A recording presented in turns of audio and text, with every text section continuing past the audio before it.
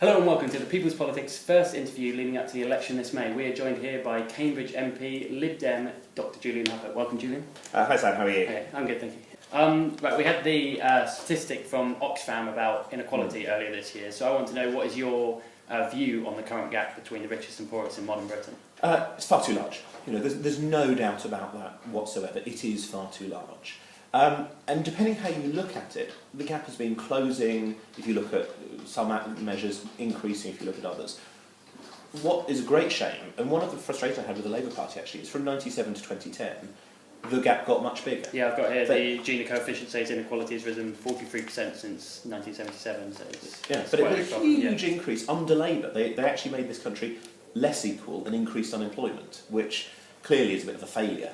I want to try to bring that down. So that's why we've done some really strong measures in government. So, for example, lifting poorly paid people up out of income tax. I find it astonishing. In 2010, if you're earning 10 grand a year, you had to pay £700 in income tax. To me, if you've got 10 grand a year, you need that cash. It's not easy. I'd like to move that to match the national minimum wage, about 12.5k a year, because it seems to me that it's a national minimum.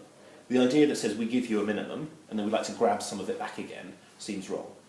On the other hand, we've increased the taxes for the very, very wealthy, mostly by closing loads of loopholes. And one of the big problems from the last government is they just left all these loopholes because they cared about the headline but not the rest of it. So a banker, rather famously, if they arranged to be paid through dividends, paid a lower tax rate than their cleaner did. Well, that's ridiculous. I want progressive taxes. That means more wealth taxation, so the mansion tax that we've been arguing about that Labour voted against, now apparently they support it, great. We need to collect more money from people who are high earners and who are wealthy, and less from people who have less to start with. Okay, you talk about, there's a big problem also, I think it was last year's statistic, that the most people in poverty are actually working. So I'm guessing that's on a minimum wage issue, so what is your increase on minimum wage or to a living wage? Do you see that as a plausible and a thing that we have to fight for? So firstly, increasing the threshold for income tax makes a big difference to people who are the in-work poor, because it does mean they get to keep a whole lot of extra cash. The next step is to increase the national minimum wage, and I think we should be pushing ahead with increases as fast as we can without causing mass unemployment. So, the Low Pay Commission should be pressed to increase as fast as possible. Obviously, if you went too far, then you would actually find job losses, and that's an even worse outcome. So yes, we should definitely be increasing it, particularly for young people and apprenticeships, because the national minimum wages there are far, far too low.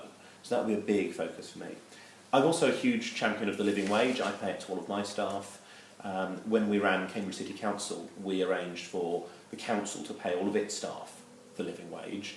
We're currently arguing that all the people who work for organisations hired by the council, so the other organisation, should get it as well. Labour are resisting that for reasons I don't fully understand. Okay. But we should be having a good living wage, and we should be working to encourage everybody to pay the living wage. So I've been pressing the university and colleges in Cambridge and lots of the other companies to pay the living wage. I'd very much like, and I'd like to try and get a law in, that all the central government agencies, things that we have direct control over, they should all be paying a living wage as well.